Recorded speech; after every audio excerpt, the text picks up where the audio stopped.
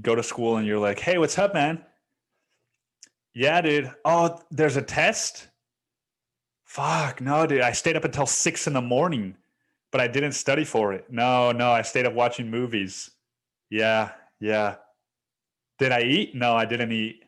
No, I didn't eat. I ate popcorn. I ate two fucking tubs of popcorn and a Red Bull before I came to school. Yeah. You know what? Fucking 15 years old.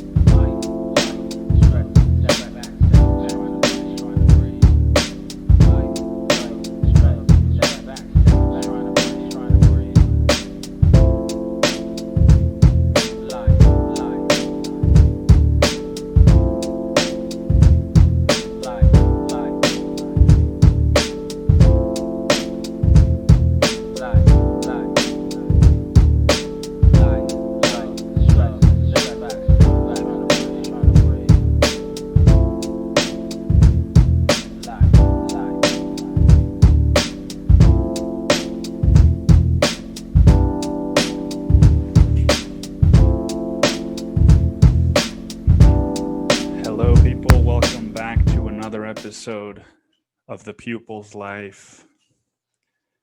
Let me make sure that everything looks good, even though I set this up before I sat down, so it should be fine. Welcome back. This is The Pupil's Life, and sometimes when you're a pupil, you decide to dress up for no real reason. I felt like being a Wes Anderson character today, so I put on my brightest yellow and a beanie, and now I feel like I'm in the Life Aquatic with Steve Zissou. What's going on, man? It's the fucking holidays. It's the holiday season, and does Wes Anderson have a holiday movie? I feel like all of his movies feel sort of like, nah, the Royal Tenenbaums is depressing as fuck. That's not a holiday movie. But yeah, you got some lighthearted stuff. Fantastic Mr. Fox, one of my favorite movies of all time. And it is the holidays. What are you gonna do? You gonna stay home? And are you one of the unfortunate people that's gonna spend Christmas alone? I've been there. Been there many a times, whether I'm surrounded by people or not. I have been there many a times where I've felt alone during Christmas. But this year I'm spending Christmas with the in-laws, and that's not my in-laws. It is my my older brother. His girlfriend and her mom invited us over to their place for Christmas Eve and Christmas Day. So I'm gonna have a little getaway, overnight vacation. It's yeah, man. It's almost like I feel like I'm in the movie Wedding Crashers, except that there's not as many of us. Like I feel like I'm gonna go stay at a mansion and tiptoe out of the bedroom at night and I don't know. That really wasn't going anywhere. But I am excited that I get to spend the holidays with. I'm picking my nose. If you're just listening to this, I was picking my nose. I am excited to spend the holidays with people and people that I care about, people that I love. And I'm excited also because now I get to buy gifts for more than just my brother. And at first I saw it as like a stressful thing, right? Because we've all got that muscle. What are you going to get your fucking cousins? What are you going to get your second uncle removed? He's coming to Christmas too, sweetheart. What are you going to get him? You don't want him to feel left out, do you? And so you start to think like, fuck, dude, I haven't seen these people. I don't know these people. What am I going to get them? And, once you let go of that, once I just sat down and I did one of my 60-minute meditations and I just fucking sat down and I was like, all right, dude. Because my first instinct was like, all right, what trash can I find around my bedroom that they might want to have in their bedroom? Right? Like fucking, I had this like picnic bag that I got at a thrift store. And I've never used it once. I just got it because it said Cozumel, and that's an island off the coast of where I grew up, or the peninsula. And and so I was like, all right, well, this is kind of an effeminate bag. Maybe one of the girls will like it, one of the women. And I asked my brother, and he was like, yeah, just like had that reaction, just like just like it's just a noise that he makes, like uh, yeah, like do you want to go get fucking? Do you want to go get Thai food at my favorite Thai place? Uh, just one of those fucking noises. And so then I just sat down and I was like, all right, man, there's got to be something that I can get them that they will like, that isn't just trash, and also that doesn't break the bank, because I'm not going to have a job pretty soon. And and I sat down and I just fucking closed my eyes, not even to think about that, just to close my eyes and think about whatever came to me. And what do you know it? Perfect gift ideas came to me. So I got that out of the way, and now I just need some wrapping paper, and boom, we're ready to fucking celebrate Christmas, or Hanukkah if you're Jewish, or whatever else you people celebrate. Not you people as in like you Jews, you people as in whoever the fuck's listening to me right now. Uh, so yeah, and it's just like like before I left for my vacation for Mexico, where I was just like, it's just like fucking like it feels like a like extended massage to just know that I'm gonna do something for the holidays. Because as much as it's like it's just another day, you know, it does get to you when you just, if any of you listening are going to spend the holidays alone, it does get to you. And it's okay if it does. But, and if you pretend that it doesn't, that's fine too. But it does get to you. You wake up on the 25th, there's no Christmas tree in your living room. You wake up at noon because you have the day off. And usually you're up at like 8 in the morning, but you wake up at noon today because you know that you're not going to do anything. And then first thing you do is you fucking scroll social media and you see people opening presents. You hear, here comes Santa Claus, here comes Santa Claus train. I don't know if he has a train, but that's just how you hear, have yourself a merry little Christmas. Fucking Frank Sinatra. And just all these songs that are bringing people joy. And you're just like, damn. You look outside your window, it's raining, right? And it's just like, fuck, man. It just, you make the noise that my brother makes. You're just like, what am I gonna do today? It just what am I gonna do today? And it's also like, I don't know, man. I think last Christmas was the first Christmas where I didn't receive a gift. And I think we skipped giving each other gifts because we don't really, we didn't always give each other Christmas gifts because it's his birthday on the 27th. So I'm always just like, I just get him a birthday present, Um, and so last year it was just like, it just didn't feel like a celebration. And this year it does. I've come a long way from where I was last year, and I'm excited for where I'll be next Christmas. And maybe it's my fucking cerebral cortex finally finishing its development, but I don't know, you just start to think about, like, who do I want to spend my time with? And when those people, without you ever telling them anything, ask you to spend time with them, it's like, fuck yeah, dude.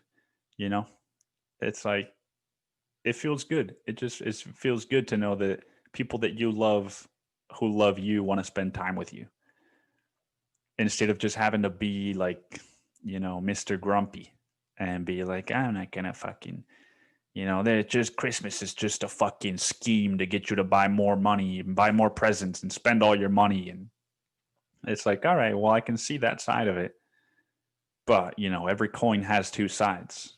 And yeah, Black Friday is a fucking, like, you could say that it is a disgusting sort of like frenzy of people buying shit, some of the stuff that they don't need. But there's also small businesses that get to do their little promotions, and then business small businesses that have families and that have people that they employ, and it's all providing for somebody. And so there's a lot of ways of looking at it, right? Yeah, my Nikes were made in a sweatshop by a 15-year-old, but they're fucking comfortable. No, of course, that would be looking at it like fucking what's his name from the Batman movie, Two-Face? Is that his name? Aaron Eckhart. Of course, there are the exceptions to every rule. And what else, man? I hope that whoever's listening to this, I hope that you're all spending Christmas with. I hope that you all have people that care about you that you can spend Christmas with, because Christmas is a weird one, right? Like, friends generally spend Christmas with their families. And so if, like me, you have sort of a strained relationship with some of your family members, then it's like, unless some of your friends aren't doing anything or they have weird relationships with their family too, then you're kind of shit out of luck. Nobody's going to be like, hey, you want to come to my family Christmas get together where nobody knows you except for me? And because it's like, families want to spend time with family. And so I guess at the end of the day, it's like, you got to make do with what you got. Make do with what you got. And yeah, hope everybody has happy holidays. And I guess before I transition out of the holiday speak, I was gonna save some of my Christmas presents and open them on the podcast, but I just figured, like, all right, the year that I get to spend Christmas with people, I'm gonna not spend it with them, and I'm gonna save the presents to open them alone in front of a fucking camera. But so I got this one present, and I need to be careful not to show the front of it because it does have the sender's address as well as mine. I should also care about my address not being public. But it's a letter. It's a letter that I received, and I haven't opened it. I'm about to open it on the podcast, from a good friend of mine, Keller Davis. He is the man who is 95% responsible for my book trailer for We All Wear Masks. And he's also just like this very generous human being. Like when we were shooting the audiobook, or in an email a couple days later, around that time, I asked him, I'm going to record an audiobook, and I know you have, he has a co-working space here in Austin called Createscape. And I was like, I know you've got phone booths, like private, comfortable phone booths that are geared for good sound. How much would it cost me to rent one of those out for like a month, a couple days out of a month? He's like, oh, just go for it. He gave me a code for the place and basically just gave me like free reign, stroll in there whenever you'd like. And I don't know, not many people would do that.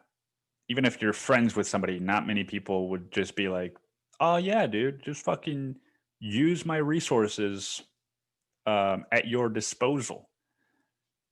And also with the book trailer, man, I was like, we got drinks after not seeing each other for a while. We got drinks and we talked about all of the stuff in the memoir. And I also, he told me some stuff that he dealt with when he was my age. And I told him I had this idea for a trailer that I wanted to shoot, but I just didn't know how to get it all made. And it seemed like a lot of work. And he was like, if you really want to make it, send me an email with your idea, or like with, because I told him my idea there, but he was like, send me your email, send me an email with, to make it official, and I'll help you out. So I sent him an email and I told him what my budget was. And I sent him like these drawings that I made for, the shot list. And basically he took care of the rest. Like all I had to do was finance the thing, which I think was like under $300, and sort of respond to his emails when he was casting, and like, do you want this guy or this guy? Here's this video for this guy. And I was just like, oh, okay, this guy. And he got the catering. He bought like tacos and fucking, he had all the camera gear, all the fucking lights and all that equipment. He found a motel that worked for the shoot, and he shot the thing. He basically all I had to do was that, and then show up on the day of the shoot, hold a boom mic, and give the actors some direction for what I was looking for. But dude, that's I think that is the video that I am proudest of, that I've collaborated in. That is the video that I'm proudest of, because it took one day, a couple of hours, plus, however long it took him to plan it, which would have taken me 10x the amount of time. It took a couple $100, couple hours, and a couple lines to write, and it was just it was my only experience on what you could call like a film set, even though it was a very like almost a student kind of project. It was, I think it was the closest I'll ever get to being on like a Hollywood set, and it was one of the most fun, creative experiences that I've had, and it wouldn't have happened without him. I forget if I talked about it when it happened, but it was just, there's a difference between like writing something down and then publishing it in a book or in an article or whatever, at publishing it as words.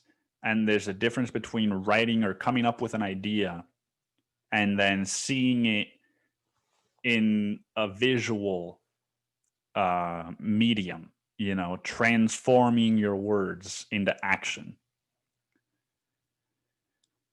And just to be holding the fucking boom mic, dude, and like, even though I was kind of holding it like this because I was laying on the floor so that I wouldn't show up on the shot, and Um, it was just what we ended up with, like the final product of the video. The final video we ended up with was, it's like my idea was fucking stick figures and on a blank sheet of paper, and thanks to Keller, we ended up with something that you could see on fucking TV, right, during the Super Bowl. Um, and the way he found us, he edited it too. That's the other. He edited it, and granted, it's like a minute long, so it's one long tracking shot, or one just long shot, not a tracking shot. But there was a lot of sound mixing, and he did the whole fucking thing for free, man. And I was talking about the book Who Not How last podcast, and he was my who for that fucking short film. And in a way, I think the reason that he did it was because it was something that he was. I unconsciously, I didn't know that I was doing this at the time, but I was so passionate about that book and that project and my truth and my story that, if it had just been like, hey man, I have this idea for, this really cool scene, and it's two guys fucking walking in a park, and then, it's just like, oh man, that's awesome, but like I got real shit to do. This was more like, dude, this is like my life story, and I need somebody that can, help me make it not look like shit.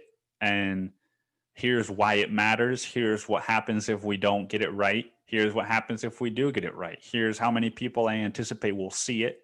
I'm going to pay for Facebook ads, this whole thing.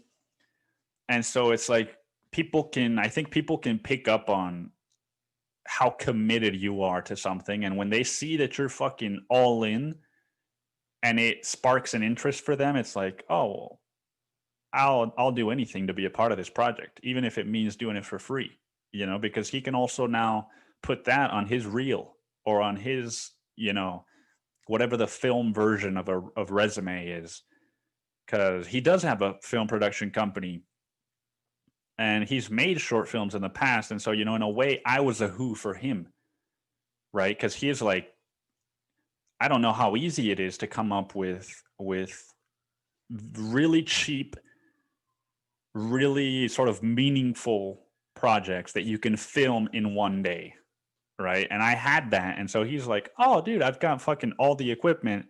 I'm just preoccupied with my work that maybe I'm not thinking creatively about, like, what do I want to do for this project? Do I want to spend my Saturday fucking thinking about a project that's going to take me 50 hours? And it's like, here I come, and I'm like, dude, I've got this fucking great idea that I think would be amazing, and like blah blah. And so it was just this perfect, like, creative collaboration. I hope that I get to make another one with him at some point in my life again. And just to collaborate with him was fantastic. And so all of that to say that he sent me a Christmas letter, and that's the thing I think about when you grow up, or at least in my life, I've talked about this before, right? When it comes to friends, when it comes to friendship, is that sometimes my default mode is to feel alone. And so sometimes if I don't see my friends for a while, I think, oh, I don't have friends, I'm a piece of shit. And then I get stuff like this where it's like, oh, even when you're not seeing your friends, these people care about you, and these people think about you, and the way that you think about them, and how sometimes you're just too busy, or sometimes you're not feeling like spending time with people. Like, these people understand you, these people care about you, these people are going to be there. If you need these people, they'll be there. And Keller is, I mean, I don't see him really all that much, But the times that I have seen him, the few interactions that I've had with him, not few. That's an overstatement, or an understatement. I'm not sure, but they've been fantastic. He's been one of the most supportive people. He was my employer. That's how we met, you know, um, and I have this fantasy of, one day getting a job where I can sort of go back to the co-working space as a paying member,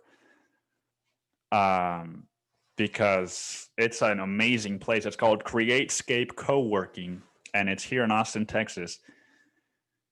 And it's just like, it reminds me of what my dad's done in Mexico, where he's just sort of kept building to what started off as one room in this big warehouse is now like 3 or 4 different wings, and each wing has a theme. There's like the greenhouse, and COVID came around and people were like, fuck, dude, co-working spaces, they're not safe.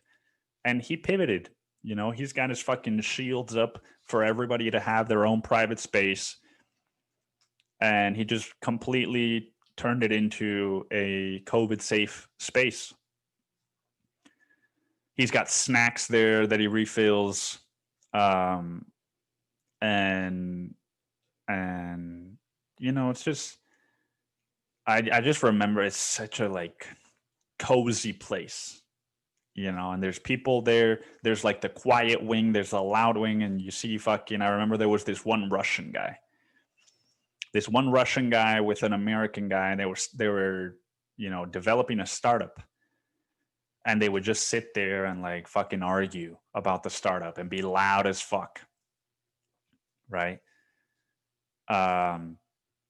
And then that same Russian guy came to my work, like years later. He came to my workplace to a fucking poke restaurant, a fish restaurant. He came, we had 1 keg of kombucha on tap. He came to the restaurant just for the 1 cup of kombucha on tap.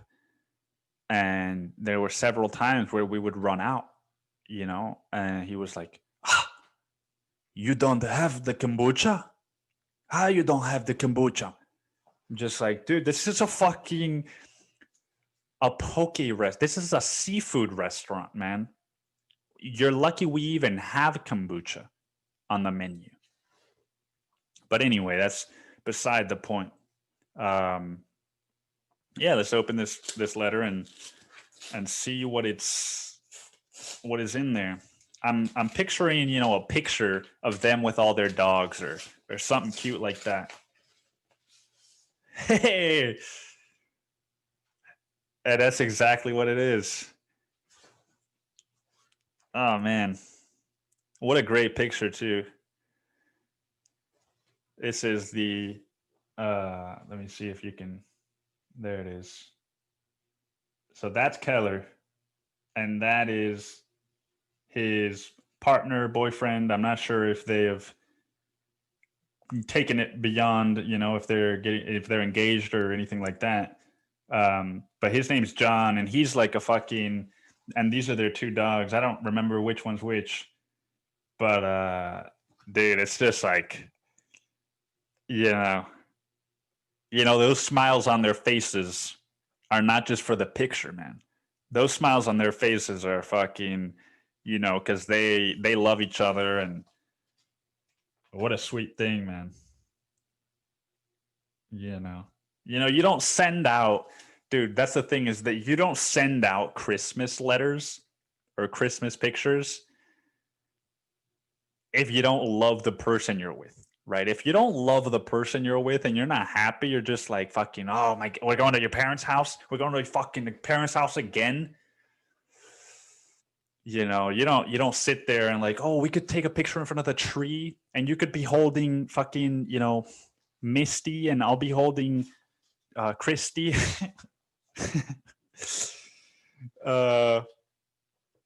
Dude, what a sweet thing. What a sweet thing, man.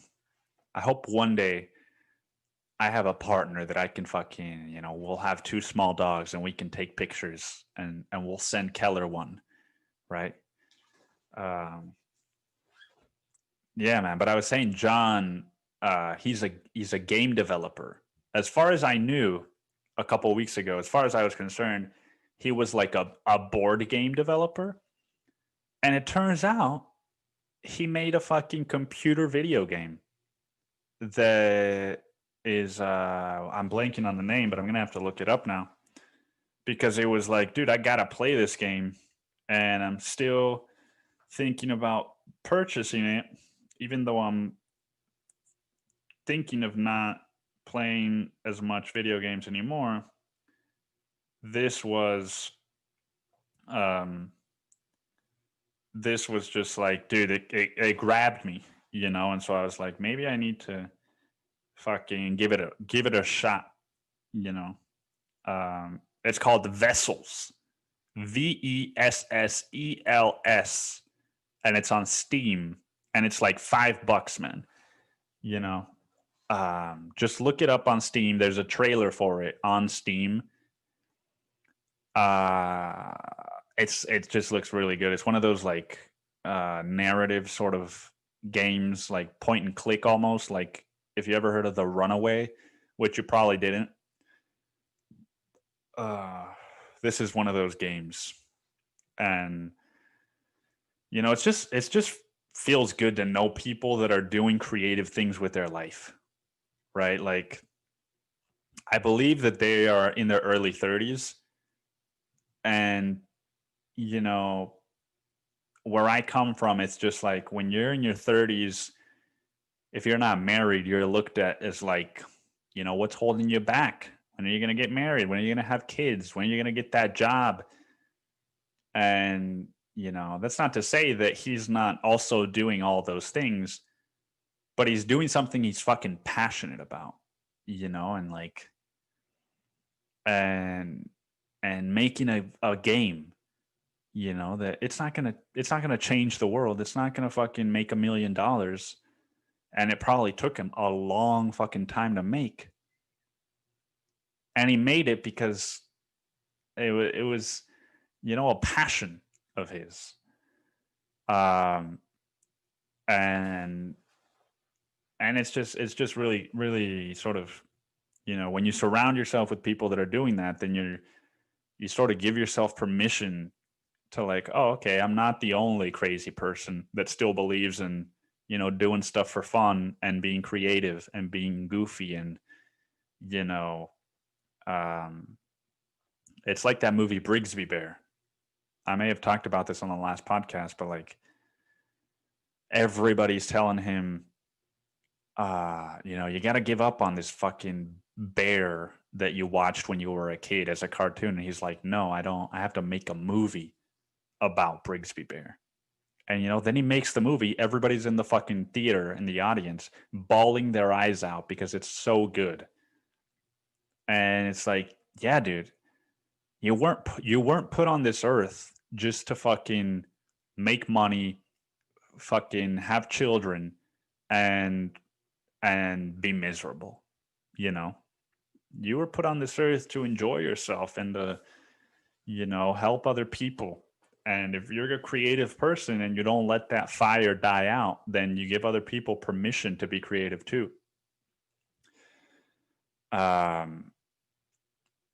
And Keller is definitely one of those people for me, and his partner John is one of those people for me too.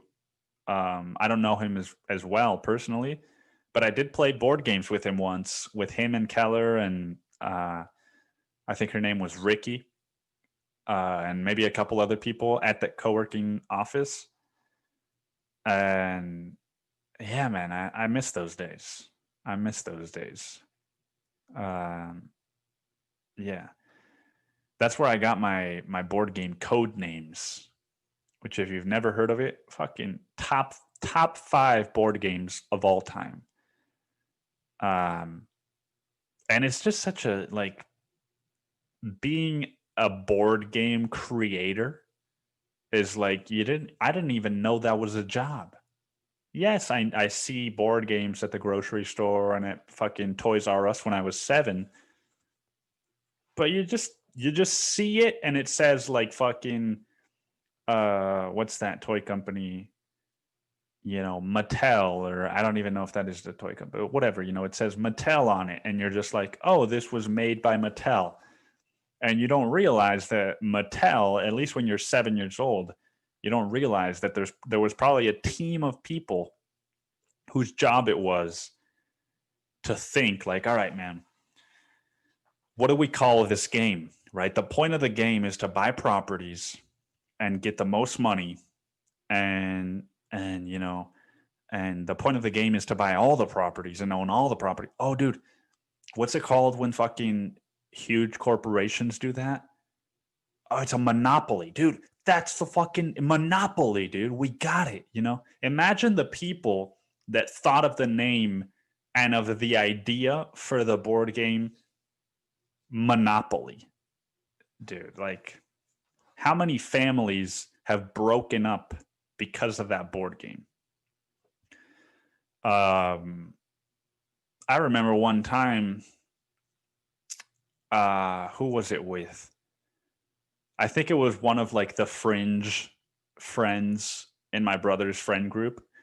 We all started playing Monopoly at like 1 a.m, and then it was down to me and one other guy.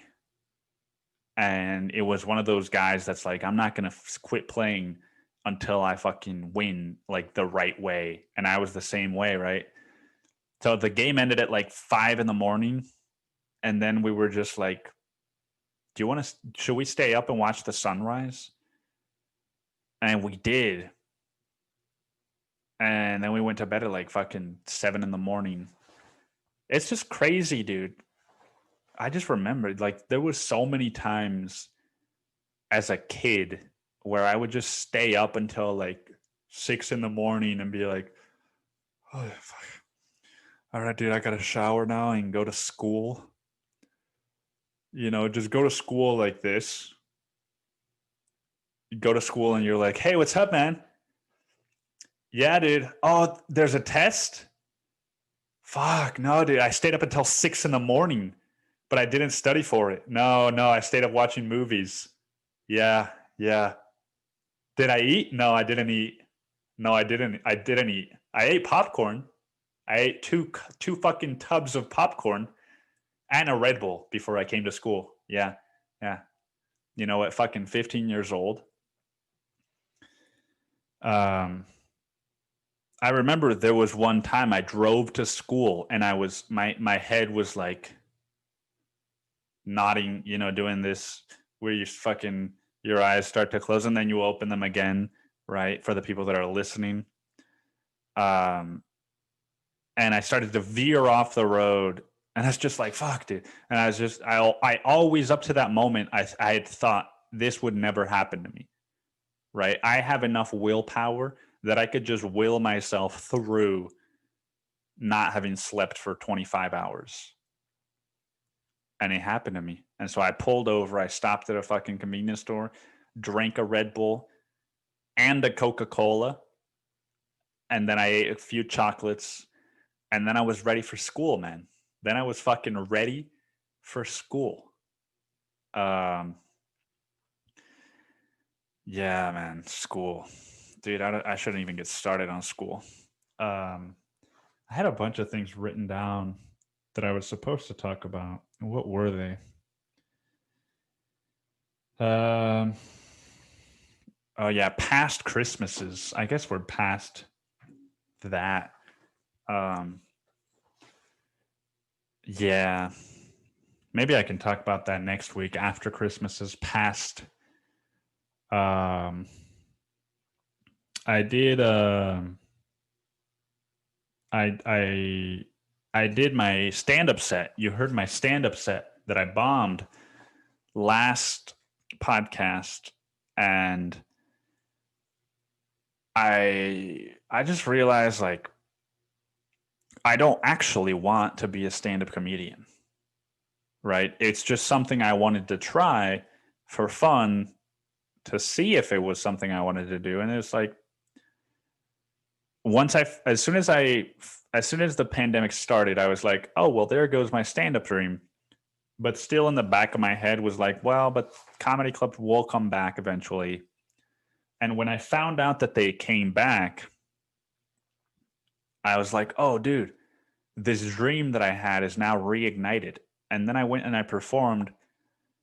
And whether or not I had bombed, because I was feeling this way before I even went up on stage, where I was just like, I don't want to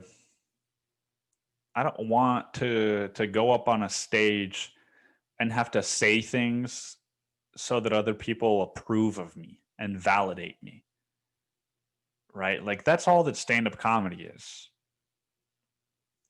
Especially if you're starting out. If you're fucking Dave Chappelle or something, I mean, I still think there's a part of that for someone like him. But if you're starting out going to open mics and you fucking grab a number out of a cup, and your number's 33, and it's like, how long are the sets? Oh, they're 4 minutes. Oh, that means I'm going to be here for 2.5 hours before I even go up there. And then I'm going to go up there for 4 minutes and say dumb fucking shit that I thought of before bed one night. Right? Like, dude, I look at the things that, this is what I had written on my Wednesday set note. A lot of people talk to their dog with baby voice, parentheses, do baby voice. I found out I talk to dogs with racist voice, do Asian accent, petting dog voice. It's like, that's funny to me, man. But you know how difficult it is to turn that into something that you can perform, and how many times you need to fail at performing that until it becomes performable. Like, the point was, how people are like, oh, oh, come here, fatty, come here, you little fatty. And how, sometimes when I'm talking to my dog, I'm just like, oh, you come here, fatty, just doing like fucking Asian accent, but like, where is the joke there? I don't know, dude. It takes a while to find it. And honestly, it's a lot of work. My next thing was construction sites, Corona, Trump, Mexicans, which basically was just like, did anybody else notice that construction sites didn't close down during Corona? And my take on it was because Trump wanted, he couldn't build his wall. And so this was his way of getting all the Mexicans out, right? Give him Corona. Snapchat baby filter equals child porn? ? Does it? I don't know, man. We live in a world that tells us not to believe everything we see. Ex-transgender ? Does one exist? Oh, dude. Oh, this is a good one. I got one of those, because this is true. I got one of those spam emails last night that says like, hi, how are you? I need to ask you a favor. And how on your phone emails, it prompts you quick replies like, yes, I'll be there, or I can't make it. My email prompted me, how much do you need? Dude, how much do you need? Like, my fucking email is it's almost like the hacker designed my fucking my auto response. How much do you need? I've got a couple $1,000s in the bank. How much of it do you want to take from me? But no, dude, that's what I wanted to talk about, and this will probably be the closing segment. I called Apple. I called Apple support last night. And bear with me, because it's not what you think. This isn't going to be me complaining about Apple support. This is the most bizarre interaction I've ever had with any support, live support at any company ever in my entire life that I ever will have, most likely. Um, and so it starts out, man. The reason I called them, right, is because it turns out I can't get into my Apple ID account. I can log into iTunes with it. I can log into my fucking podcast managing website with it, but I can't log into apple.com. And why is that? Because I reset my password and then I enter my password and it's like, oh, we need you to answer some security questions before you can enter. Even though you entered your login and your password, we need you to answer some security questions that you answered when you were fucking 15 years old. So I'm like, all right, man. All right, motherfucker, I'll give it a shot. I'll give it a fucking shot. And the first question is like, what was the name of your child pet or your first pet as a child? And I was like, easy, dude, Valentine. And then it was like, what was the name of your favorite soccer team? Or what was the name of your favorite sports team? And I'm like, oh, dude, another fucking toss up or another layup, Barcelona, right? And it's like, oops, you missed one of the answers. You're locked out of your account for an indefinite amount of time. Try again later. And I was like, and then it said, or you can reset your security questions. And I was like, reset my security? It's like, we don't have enough information for you to reset. And I'm like, all right, man, fuck this. You know, that was my first instinct was fuck this. And then I was like, you know, I just fell down the immediate rabbit hole of like, I need to fix this. Before I had assessed the situation fully, I went into panic mode, thought maybe somebody hacked me because that has happened before. So I call Apple support and I tell the guy, you know, hey man, I got locked out of my account and I don't remember the security questions that I'd ask you. I forgot them because I answered them when I was 15. He's like, oh, no problem, man. I actually get this kind of call like 30% of the time. That's my job. So I can help you out perfectly and blah, blah. And I was like, oh, dude, awesome. This guy seems so happy. And, you know, we keep talking. He asked me for some information and then he's like, what do you use your Apple ID for the most? Just out of curiosity. And I was like, oh, well, I have a podcast. And he was like, oh, really? You have like your own podcast? And I was like, yeah. He's like, can I ask what it's about? And I was like, already I was like, this is a weird interaction to have. But I was like, fuck it. Yeah, man. It's like, oh, it's about my life and just like some of the stuff that happens.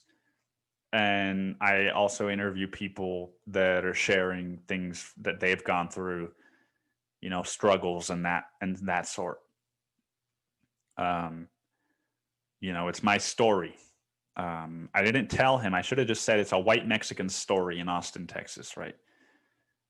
And so then he's like, oh, well, you need to check this podcast out. Have you heard of This American Life? And I was like, no, dude, but it's fucking sounds like one of those podcasts that I wouldn't listen to because it's like what people that listen to NPR listen to, you know?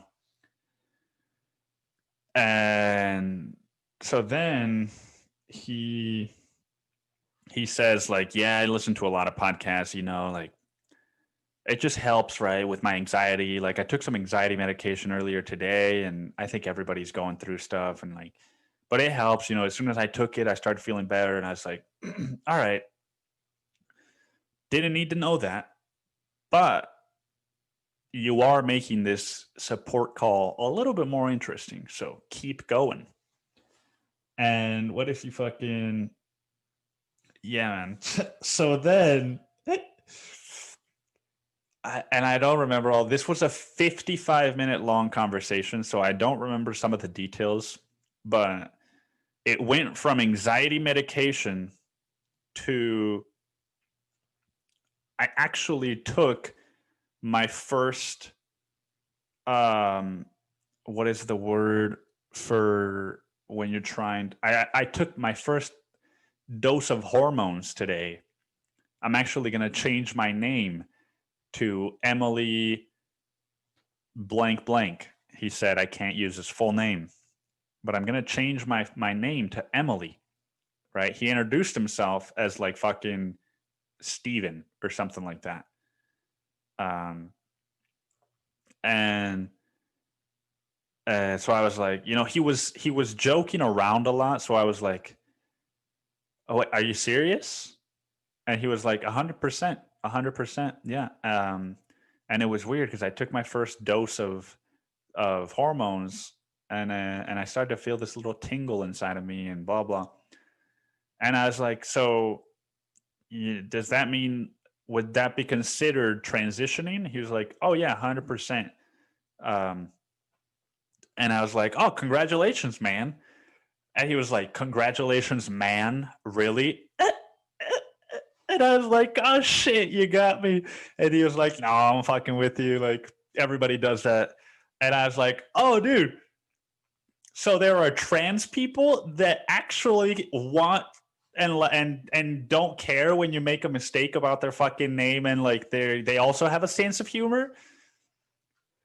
And yeah, he's just like, congratulations, man. Really? And what did he fucking say then? He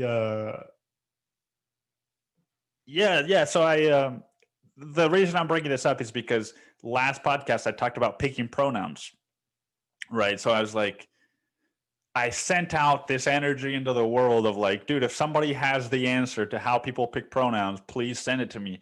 And fucking, the universe sent it to me in Steven/Emily, because I was like, oh, I remembered the conversation on the podcast, and I was like, this is a perfect opportunity. It's like, can I ask you a personal question? He was like, sure. And I was like, how do you pick your pronouns? How did you pick your pronouns? Or no, I said, what are your pronouns? And he said, she, her. I'm not stupid. And I was like, what do you mean? He's like, I went from being a guy to being a girl. I'm going to go from being a he, him to being a she, her. I'm not an idiot, And I was like, dude, fucking finally somebody gets it, Like, and I was like, okay.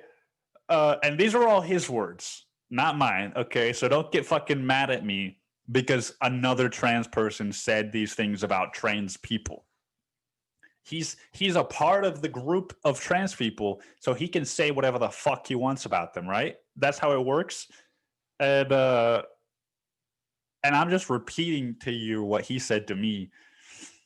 And so he gives me his pronouns, and then I was like, do you know, just out of curiosity, like, how do people pick their pronouns? And he told me, like, well, the thing about pronouns is that, if it's zim, zer, fucking them, it's like, it's harder to say in sentences, and people pick them because they want to feel special. If somebody calls you zim, zer, you feel special. And he just basically broke it down the way that I thought about it, to where I was like, okay, so it's kind of like Trump supporters, right? There is this image that is portrayed in different fucking circles and on the media and by celebrities of like, we should be inclusive of them, theirs, and everybody, and that, like, and then you hear it firsthand from somebody that's transitioning, and he's like, nah, that's all bullshit. Those people just want power and they just want to feel special. You call me she and her because that's what I fucking am. If you get into the whole gender debate of like, oh, I'm not a gender, I'm a fucking train, like, yeah, that you're playing with fire, basically, is what he said. And even when I asked him, what are your pronouns? He was like, I'm she, her. I'm not a fucking automobile. I'm not an automobile, dude. Uh, and I was like, okay, but how do people pick their pronouns? He was like, well, if you're non-binary, then you go by X, Y, or Z. I don't remember all the specific rules that he mentioned. And if you're this, this, this, then you pick that. And I was like, okay. And so it's not just like there's rules then. So if you're non-binary, these are your pronouns, or is there just like a list that you can pick? He's like, no, it's just a list, and you just pick. You just fucking decide whatever the fuck you want people to call you. Um, and I was like, fucking, no wonder there isn't an article about it on the internet, man. No wonder there isn't a fucking. Of course, there's not a fucking article about how to pick your pronouns, dude, because it's the dumbest thing on fucking planet Earth. And for somebody to sit there and try to explain to you, well, there's this list, and everything that I was like tiptoeing around last podcast, this podcast, I'm like, fuck that, dude. This guy said it first. And it's just, I'm still going to be nice to somebody that wants to be called Zimzer. I don't have a problem with that. But I can have an opinion, That's the thing, man. And this was one of my bits that I never performed. And I'm not even going to make it a bit because it was a genuine question I had, which I think that's where a lot of bits come from. But that's the thing, is that, take me, for example. Let's just talk about me.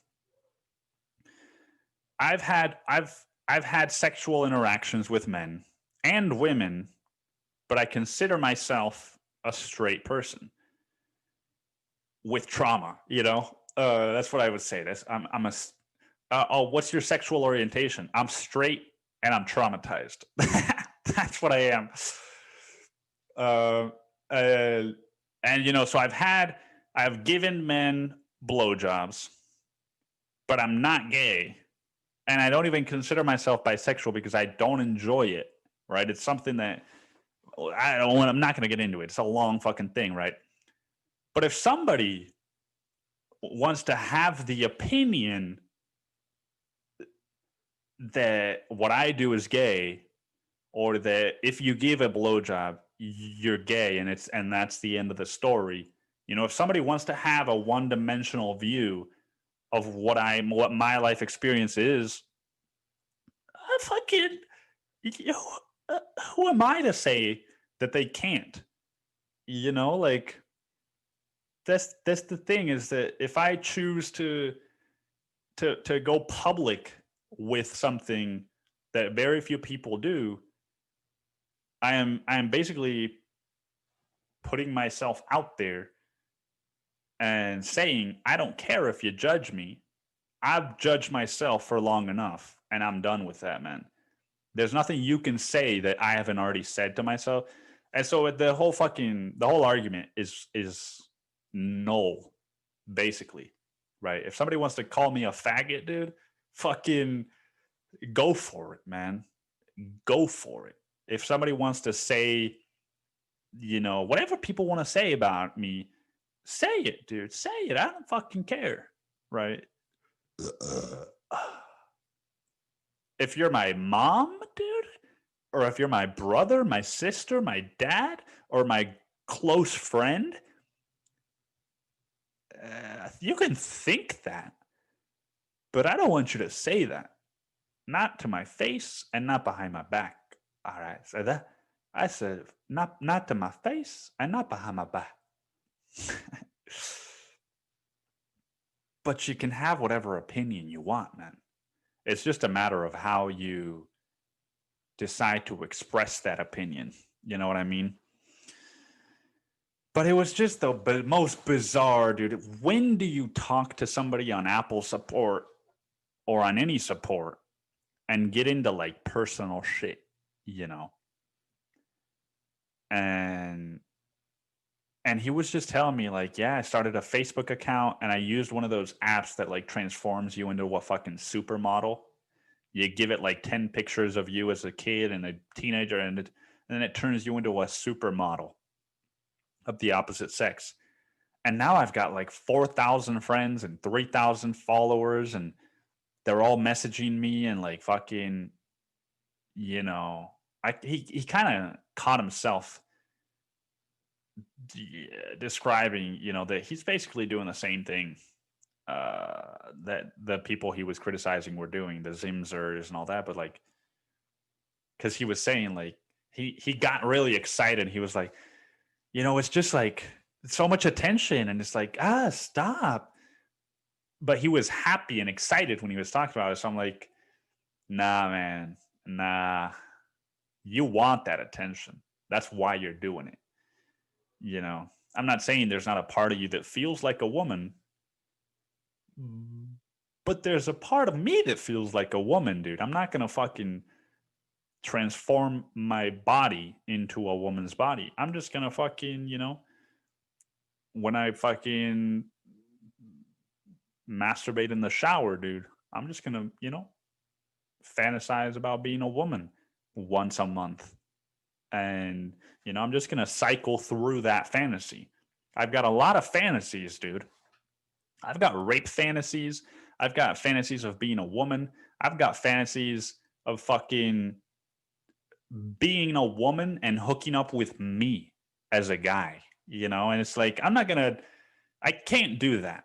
And I don't want to be raped, but I can fantasize about it, dude. I'm not going to make it happen. You know, it's, you take it only, you only take it so far.